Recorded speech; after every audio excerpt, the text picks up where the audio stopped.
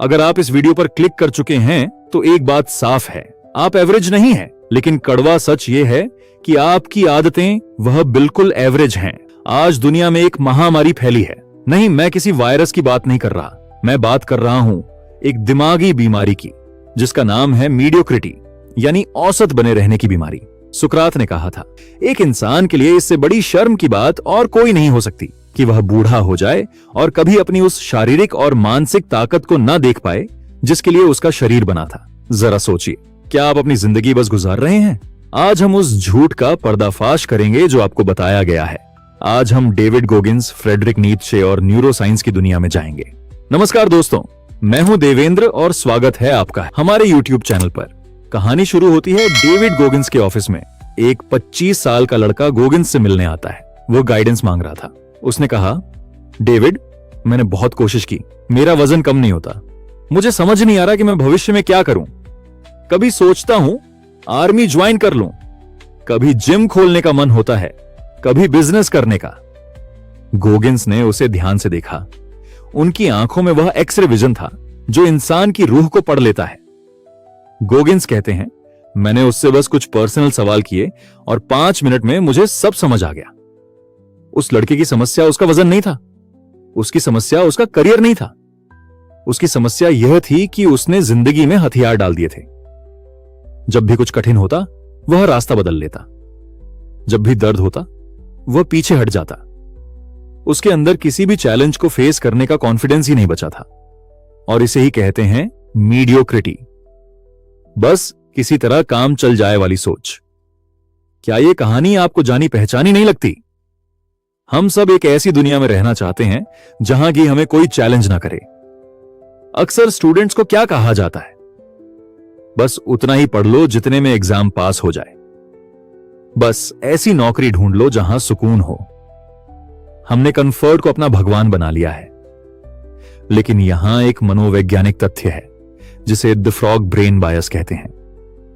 आपका दिमाग, विशेष रूप से आपका पुराना दिमाग, लिम्बिक सिस्टम, महान बनने के लिए डिजाइन नहीं किया गया। यह आपको जिंदा रखने और सुरक्षित रखने के लिए डिजाइन किया गया है। जब आप रिस्क लेते हैं, आपका दिमाग चिल्लाता है, रुको, खतरा है। जब आप सुबह 5 बजे उठना चाहते हैं, आपका दिमाग फुसफुसाता है, सो जा, बाहर ठंड है। आप आलसी नहीं हैं, आप बस अपनी बायोलॉजी के गुलाम हैं। और मीडियोक्रिटी इसी गुलामी का नाम है। और सच ये है, आप एवरेज लोगों के बीच बेस्ट दिखना चाहते हैं, इसलिए आप अपने आसपास कमजोर लोगों को इकट्ठा कर लेते हैं ताकि आपका अहंकार सुरक्षित रहे। लेकिन फ्रेडरिक नीत्शे ने कहा था, बिकम हु यू आर।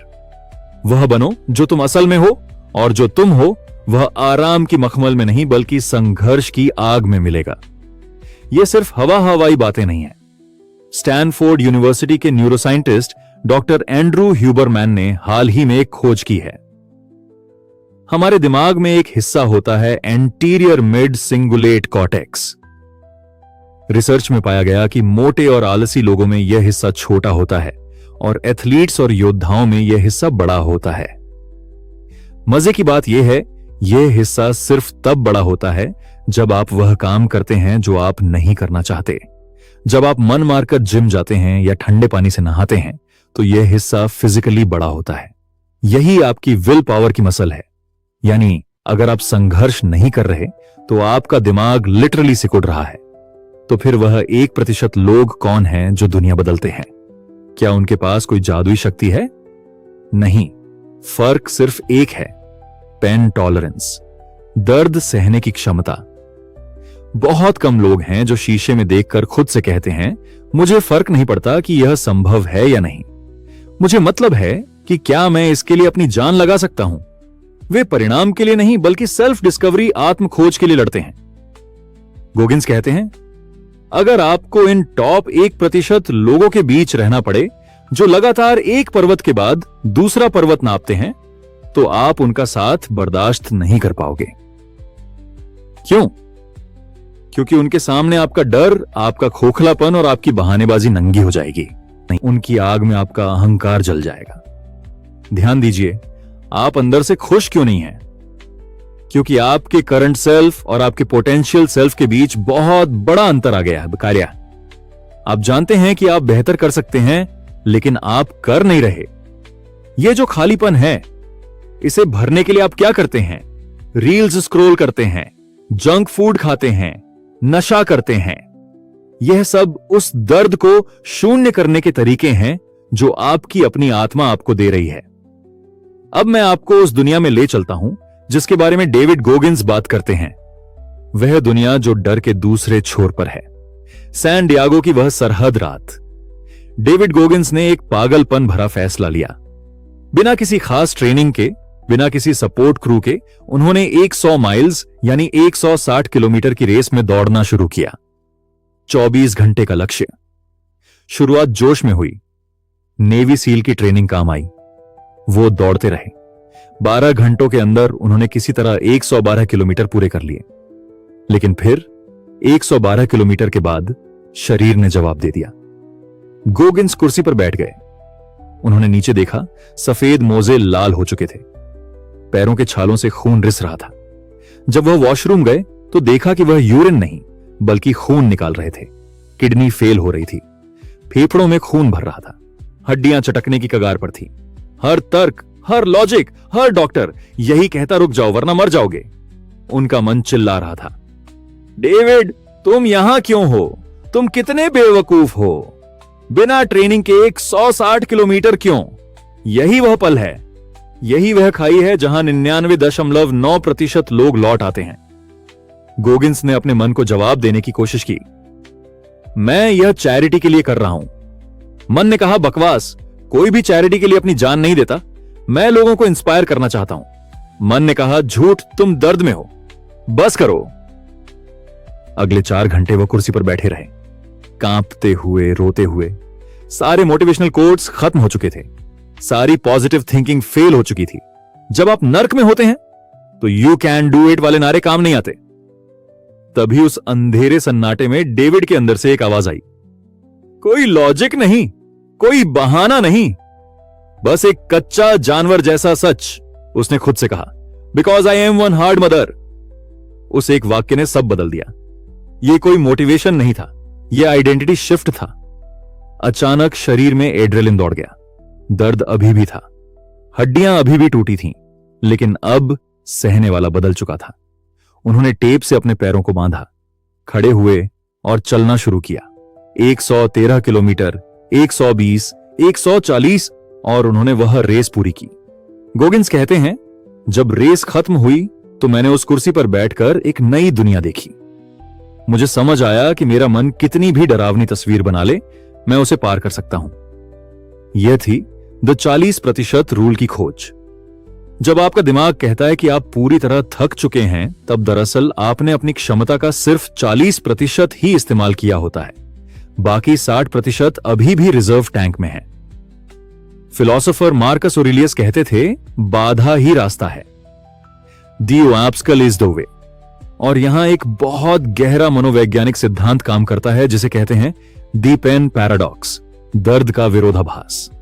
सिद्धांत यह है, आप जितना दर्द से भागेंगे, जीवन आपको उतना ही अधिक कष्ट देगा।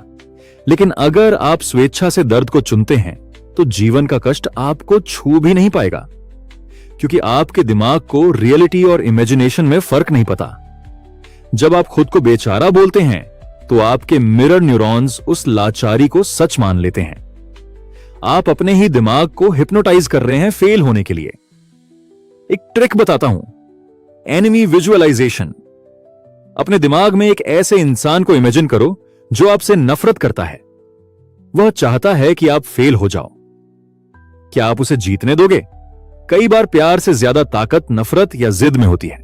उस जिद का इस्तेमाल करो, अपनी सफलता से उन्हें गलत साबित करो। महान दार्शनिक ओशो ने कहा था, दर्द को चुनो मत, लेकिन जब वह आए तो उसे गले लगाओ। दर्द तुम्हें शुद्ध करता है। खलील जिब्रान ने लिखा था, तुम्हारा दर्द उस कवच के टूटने की आवाज है जो तुम्हारी समझ को कैद किए हुए है। दोस्तों, मीडियोक्रिटी इसलिए नहीं है कि आप में काबिलियत नहीं है। मीडियोक्रिटी इसलिए है क्योंकि आप दर्द को अपना दुश्मन मानते हैं। जिम में मसल्स कब बनते हैं? जब आप आखिरी रैप्स लगाते हैं, जब फाइबर टूटते हैं। दिमाग कब तेज होता है? जब आप वो किताब पढ़ते हैं जो समझ नहीं आ रही, लेकिन आप फिर भी पढ़ते रहते हैं। न्यूरोसाइंस में एक कॉन्सेप्ट है विनर इफेक्ट। जब आप कोई कठिन काम पूरा करते हैं, चाहे वह कितना भी छोटा क्यों ना हो, आपके दिमाग में टेस्टोस्टेरोन और डोपामाइन का एक ऐसा कॉकटेल रिलीज होता है जो आपके ब्रेन को रिवायर करता है। जीतना एक आदत है और हारना वो भी एक आदत है। जब आप सुबह अलार्म बंद करके दोबारा सोते हैं, आप अपने दिमाग को हारने की ट्रेनिंग दे रहे हैं। तो अब सवाल है, आप इस चक्रव्यूह से बाहर कैसे निकलें? आपको लगता है कि आपको मोटिवेशन की जरूरत है। गोगिंस कहते हैं, motivation is garbage. Motivation petrol की तरह है, जलकर खत्म हो जाता है। आपको इंजन बदलना होगा, आपको अपनी आइडेंटिटी बदलनी होगी। लोग इंतजार कर रहे हैं कि एक दिन उनके दरवाजे पर कोई गिफ्ट आएगा, कोई जादू होगा और उनका माइंडसेट बदल जाएगा। कठोर सच यह है, ऐसा कभी नहीं होगा।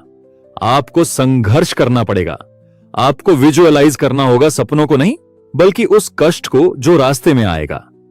बीजे फोग, जो स्टैनफोर्ड में बिहेवियरल साइंटिस्ट हैं, कहते हैं, बदलाव बड़े फैसलों से नहीं बल्कि सूक्ष्म आदतों से आता है। लेकिन गोगिंस का तरीका थोड़ा अलग है। वो कहते हैं, अपने दिमाग को कठोर बनाओ। हर दिन कुछ ऐसा करो जो तुम्हें करना पसंद नहीं है। क्या तुम्हें ठंडे पानी से नहाना पसंद नहीं तो रोज नहाओ। क्या तुम्हें पढ़ना पसंद नहीं तो रोज 10 पन्ने पढ़ो। क्यों? ताकि तुम अपने फ्रॉग ब्रेन को बता सको कि मालिक कौन है। क्या आप जानते हैं कि नासा जब अंतरिक्ष यात्रियों को चुनता है तो वह उनकी सफलताएं नहीं गिनता, वह यह देखता है कि वह अपनी असफलताओं से कैसे उभरे। वह ग्रिट यानी दृढ़ता ढूंढते हैं, टैलेंट नहीं। अब मैं चाहता हूं कि आप मेरी बात बहुत ध्यान से सुनें। यह वीडियो खत्म होने वाला है, लेकिन आपकी लड़ाई अब शुरू होगी। डेविड गोगिंस जब 300 पाउंड के थे, वह हर रात शीशे के सामने खड़े होकर खुद को गाली देते थे। वो इसे अकाउंटेबिलिटी मिरर कहते थे। वह खुद से कभी झूठ नहीं बोलते थे। आपको भी आज रात यही करना है। खुद से मीठी बातें करना बंद करो। सेल्फ लव के नाम पर खुद को धोखा देना बंद करो। सच्चा सेल्फ लव यह है कि आप खुद से इतनी मोहब्बत करें कि आप खुद को एवरेज बनकर सड़ने ना दें। चुनाव आपका है। इस वीडियो को अभी लाइक मत करो, सब्सक्राइब भी मत करो अगर आप सीरियस नहीं हो। लेकिन अगर आपके अंदर वह आग है, अगर आप उस मीडियोक्रिटी वायरस को मारने के लिए तैयार हो, तो कमेंट बॉक्स में लिखिए कि मैं अपने कंफर्ट जोन से बाहर निकलने के लिए तैयार हूं। देखते हैं कि कितने लोग उन 1% में आते हैं जो अपनी तकदीर खुद लिखकर अपनी पहचान छोड़ जाते हैं। क्योंकि एवरेज लोग कमेंट नहीं करते, वे बस स्क्रॉल कर देते हैं। धन्यवाद। जय हिंद।